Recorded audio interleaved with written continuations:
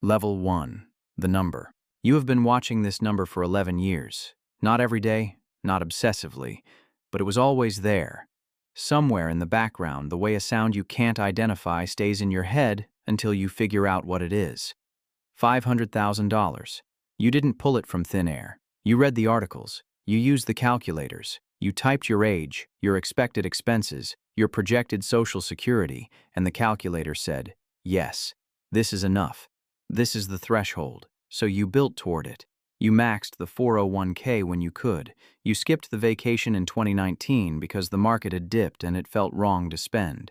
You drove the same car for 9 years. Not because you couldn't afford another one, but because every month that payment didn't exist was another month the number grew. You told yourself this was discipline. But it was also a kind of faith. The belief that a number, once reached, would mean something. The morning you cross it, you are sitting at your kitchen table with coffee that's too hot to drink. You refresh the brokerage app. The balance reads $501,340. You sit with that for a moment. You thought you would feel something bigger, a release, a signal. Instead, what you feel is closer to confirmation. Like a test result you already knew was coming back positive. You open the spreadsheet. The one you built in 2018, the one with the tabs, portfolio, monthly burn, projections, social security timeline. You've updated it 214 times because Excel tracks it. You scroll to the projection tab, find the cell that calculates how long $500,000 lasts at a 4% withdrawal rate, and you stare at the number it gives you. 27 years, give or take. You are 61 years old. You do the math without meaning to. You close the laptop. You go back to the coffee. It's still too hot. That week you tell your manager you're retiring. She says congratulations and means it, but her eyes are already moving to the logistics. Who covers your accounts when HR needs the paperwork? She asks if 3 weeks is enough notice and you say yes, because you can see she needs you to say yes. You say yes. That is the correct answer. You drive home that evening on the same road you've driven for 14 years. Same overpass, same merge where everyone waits too long. You've hated this commute for a decade. Tonight it feels different and you're not sure why. Maybe because you know there are only 15 of these left. Maybe because, now that they're numbered, they feel like something other than lost time. You open the spreadsheet again when you get home. You don't change anything, you just look at it. The number is still $501,340. Level 2, the first Monday. Nobody tells you about the first Monday. Not the financial advisors, not the retirement planning articles, not the people who retired before you and said it was wonderful, it was the best decision, you'll love it. Nobody mentions what happens at 7:14 a.m. on the first Monday when there is nowhere you are supposed to be. You wake up at 6:48, force of habit. Your body doesn't know yet.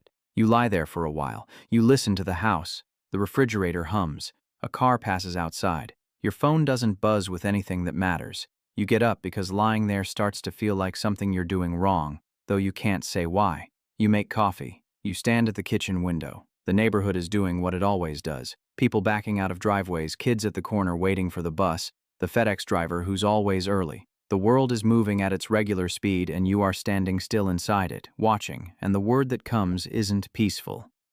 The word that comes is untethered. You go to the park that afternoon, not for any particular reason. You just need to be somewhere that isn't the house. There's a man on a bench near the fountain, maybe 70, reading a paperback, a thermos next to him on the wood. He's not doing anything remarkable, but there's something in the way he's sitting, not waiting, not killing time, just there, in a way that looks like a choice. You sit on a bench nearby. You're not sure how long you stay. When you get home, you open the spreadsheet. Monthly burn projection, $3,800. That's what you calculated. Mortgage paid off. Healthcare through the ACA marketplace, $610 a month. Groceries, utilities, car insurance, the occasional dinner out. You've modeled it carefully. The math works. You look at the number and feel something you didn't expect. You feel watched by it. The spreadsheet is now the thing that decides. You traded one clock for another. Your daughter calls that evening and asks how the first day was. You say good. You say quiet. She says that sounds nice. And it did sound nice. You heard it yourself as you said it. But nice and good are words you use when you don't have the more specific one yet. You tell her you're figuring out the rhythm. She says you'll find it. You don't say what you're actually thinking, which is, what if the rhythm was the job? What if I was the rhythm, and now I'm just the space where the rhythm used to be? You don't say that. You say goodnight. You open the spreadsheet one more time, not to change anything, just to look at it, and then you close it and go to bed at 9:47 p.m. because there is no reason not to. Level 3. Abundance. By the third month, the days have shape again. Not the same shape as before, not the hard geometry of meetings and deadlines and the 6:48 alarm, but something softer. You wake when you wake. You eat when you're hungry. Tuesday feels the same as Saturday, and at first that bothered you, and now it mostly doesn't. You've built a version of structure. Coffee, then the news, then a walk if the weather holds. You found a gym with older members, the kind of place that smells like rubber and opens at 5 a.m. for people who still operate on work schedules. You go 3 mornings a week. You've started cooking more, real cooking, the kind that takes 40 minutes and produces dishes you eat slowly and wash up after. Small domesticities that feel, in their own low-key way, like accomplishments. You feel most days like you're doing retirement correctly. But there is a thing that happens around 2 p.m. on certain afternoons. You've noticed it. A stillness that arrives without warning. Not tiredness, not boredom exactly, something subtler, like a signal looking for a receiver. You'll be reading or doing nothing in particular, and you'll feel the absence of urgency the way you feel a draft from a window you can't find. Your brain was trained for decades to want the next thing. To solve, to produce, to respond. And now there is no next thing, and the brain doesn't go quiet. It idles. It runs hot without going anywhere. You don't talk about this. It seems ungrateful. You are 61 years old with no boss, no alarm, and $487,000 in a brokerage account. The market has been steady. The withdrawal schedule is on track. The spreadsheet says, you're fine. And you are fine. You are fine, but you started checking the portfolio balance more than you planned to. Not daily? You told yourself not daily, but every few days. Sometimes twice in a day, the second time feeling like the first didn't count. The number moves, markets move. You know this.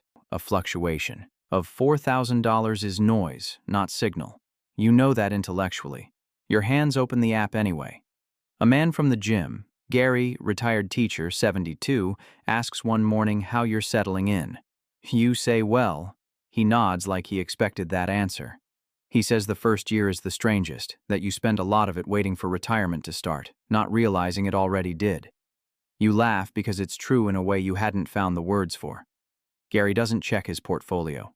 You know this because it came up once, a conversation about the market, and he said something that stuck. He said he moved what he needed into a CD ladder and stopped looking. He said the goal of the money was to make decisions unnecessary, and checking it was just making more decisions. You think about that on the walk home. You don't stop checking, but you think about it. Level 4. The burn rate. Month 7. The portfolio reads $471,000.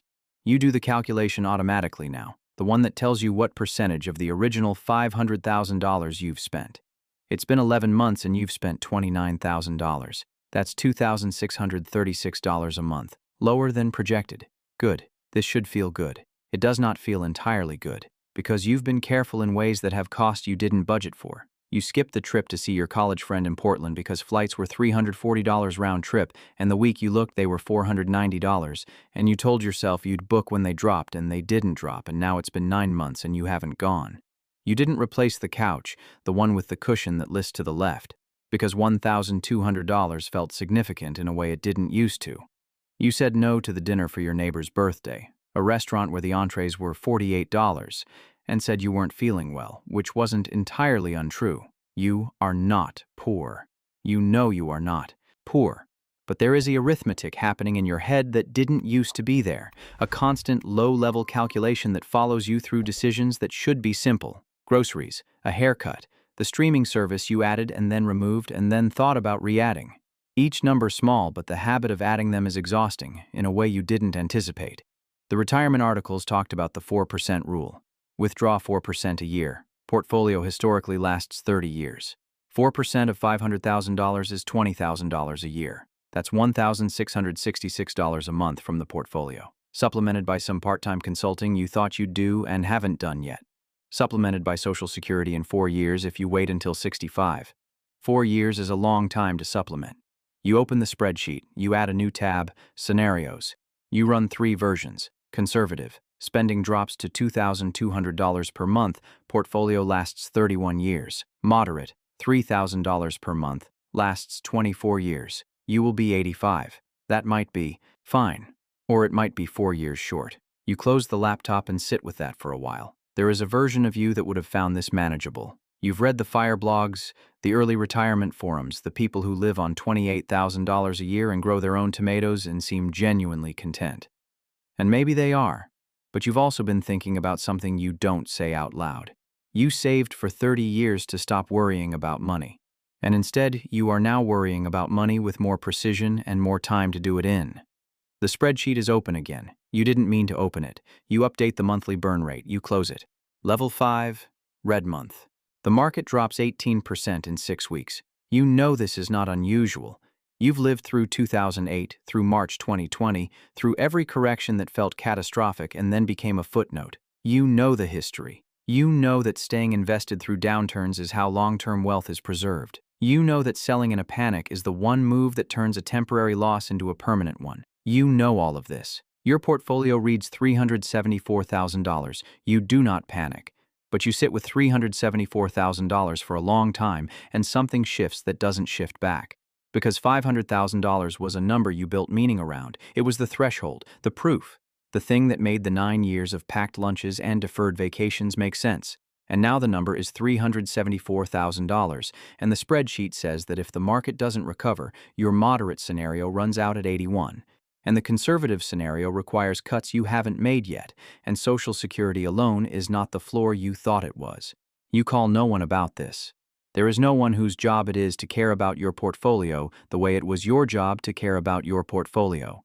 You had a financial advisor. Had, because his fee was 0.9% annually, and one of the first things you did when you retired was move everything to Vanguard index funds and manage it yourself to save the $4,500 a year. You were right to do that. Mathematically, you were right. But right now, at 11 p.m. on a Tuesday, staring at $374,000, you feel the specific loneliness of a decision that made sense when you made it. You sleep badly. You wake at 4 a.m. You do not check the portfolio. You check it at 6:17 when you can't stop yourself. Down another 1.2%. In the park the next week, you see the man from the bench again. Gary from the gym. You tell him the market's been rough. He nods. He says, "It's always rough when it's your turn to feel it." He says he felt it in 2008 at 62 and thought he was finished, and then he wasn't. He says the question is never whether the market recovers. The question is whether you've built something that doesn't require it to recover on your schedule. You don't say anything back right away. He opens his thermos. The conversation moves to something else. On the walk home, you think about what he said, whether you've built something that doesn't require it to recover on your schedule. You run the numbers in your head without meaning to. Your schedule gives it 3 years before you need to increase withdrawals. 3 years is either a long time or not very long at all, depending on what the market does. You open the spreadsheet when you get home. You stare at the Scenarios tab for 12 minutes. You close it without changing anything. Level 6, the adjustments. The market recovers. Partially. Not all the way. 14 months after the drop, your portfolio sits at $431,000, not $500,000, not the number you started with, but stable, moving in the right direction. The spreadsheet says you're okay. You've started to believe the spreadsheet again, which is different from trusting it. You made changes, not dramatic ones, quietly, the way you do things that you don't want to examine too directly. You canceled the ACA plan with the lower deductible and took the one with the $5,000 deductible. Saves $190 a month. If nothing goes wrong, you pocket $2,280 a year. If something goes wrong, you pay $5,000, which you can cover from the emergency fund, and then the math gets uncomfortable again. You took that bet. You don't think about it most days. You started doing the consulting. 2 clients, 8 hours a week, $65 an hour. It feels good, the work. Better than you expected, actually. Your brain is faster on a problem than it's been in months. You bill $2,080 a month and the portfolio breathes a little. But there's a thing you notice. When you're consulting, You feel like yourself again in a specific way. Useful. Oriented. The 2 p.m. stillness doesn't come on those days. You don't know what to do with that information. You've become, without planning to, a person who clips digital coupons. Not every purchase, not obsessively, but you have the app, and before you add something to the cart you check, and sometimes you put it back and wait for a sale. At 62, you drive a 10-year-old car and you live in a paid-off house, and your net worth even now puts you in the top third of Americans your age, and you clip digital coupons. This is the part that's hard to explain to people. It's not poverty, it's something more specific. It's the awareness that the money you have is all the money you will ever have, except for what the market gives or takes, except for Social Security, except for whatever consulting comes or doesn't come. The earning is over, the accumulation phase is over. What you have is what you will spend, and spending is now a different kind of act than it was when the salary was coming in every 2 weeks like a tide. Your daughter asks how you're doing with the finances. You say fine. You say you've made some adjustments. She doesn't push. She doesn't know about the deductible swap, the coupon app, the trip to Portland you still haven't taken. She knows you're careful, and she knows you worked hard, and she assumes careful people who worked hard are okay. She is mostly right. You open the spreadsheet. You update the consulting income line. The projection improves by 4 months. 4 months at the end of your life that now exist because you worked 8 hours a week on a thing that also happens to make you feel like yourself. You sit with that for a while and don't decide what it means. Level 7. The long middle. You are 67. 6 years have passed since the last day at the office, and you would struggle to tell someone where they went. Not because they were empty, because they were full of small things. Dinners with your daughter, a trip finally to Portland, 2 more market dips that scared you less than the first one, a health scare that resolved into something manageable, Gary's memorial in the spring, and small things accumulated don't leave the same kind of record. The portfolio is at $398,000, down from $500,000, up from the bottom. Social Security started at $65 and covers $1,840 a month, which changed the math in a way that felt, the first time the direct deposit landed, like being handed something you'd forgotten you were owed. The consulting ended 2 years ago. The clients moved on. You didn't rebuild the pipeline, and one morning you realized you didn't want to. You stopped before you decided to stop. That is how most things end, you've learned. The spreadsheet is still there. You update it less frequently now, monthly than sometimes every 6 weeks. The tab called Scenarios you haven't opened in a year. At some point, the act of modeling futures started to feel like it was costing more than it was saving. You knew the range of outcomes. Another year of data wasn't going to change the range. People your age with more money who seem less settled, people with less who seem fine. The number was never the whole story, and you knew that in the abstract when you were building toward it. But knowing something abstractly is different from knowing it in your body, in your schedule, in the particular quality of a Tuesday afternoon. There is a man you see sometimes at the park, mid-50s, always in work clothes, eating lunch on a bench with his phone face up, waiting for it to do something. He has the look of someone in the long middle of something difficult. Not miserable, just not yet out.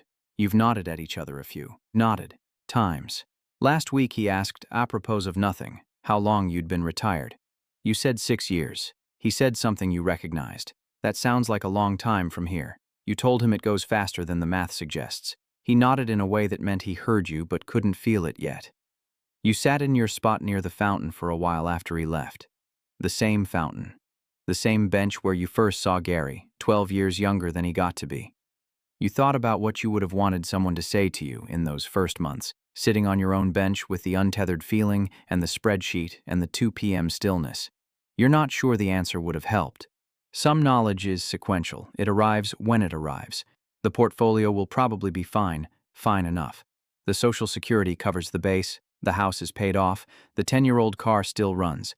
There are things you gave up and things you kept, and the ledger is not what you imagined when you built the spreadsheet in 2018. But you've stopped trying to compare it to what you imagined. Is what you have. You open the spreadsheet just to look. The number is $398,000. You close it. You watch the fountain for a while. Then you go home. Level 8. The bench. You are 71. The portfolio is at $341,000. Social Security is $1,840 a month. The house is paid off. The car has 140,000 miles, and you will drive it until you can't. The spreadsheet exists, but you haven't updated it in 4 months, and the last time you opened it, you changed nothing and closed it inside of 2 minutes. The number is not what you thought the number would be. It is also fine. You know it is fine in a way that is quieter than knowing. It's a fact that has stopped needing to be argued for.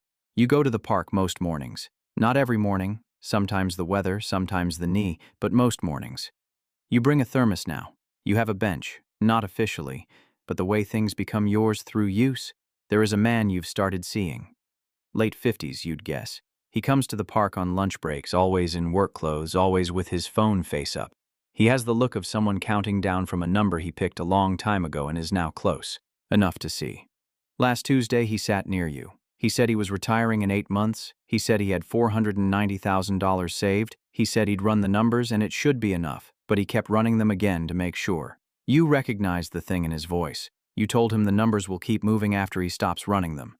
He looked at you, not sure if that was reassurance or a warning. You're not sure either. That's why you said it that way. He went back to work. You stayed. The fountain ran. A woman walked by with a stroller. A kid chased a dog across the grass, laughing the way kids laugh when the joke is just speed. You thought about the morning you crossed $501,340 and sat with coffee too hot to drink and felt something smaller than you expected. You thought about the first Monday. The 2 p.m. stillness, the red month, Gary, Portland, finally, the consulting hours that made you feel like yourself and the morning you stopped without deciding to. You thought about the question you've never answered cleanly, the one that's been underneath every version of the spreadsheet since 2018, the one no calculator has a cell for. Was it enough? Not the money. The fountain runs, the bench is warm, the thermos is still half full. You don't open the spreadsheet, you stay a little longer,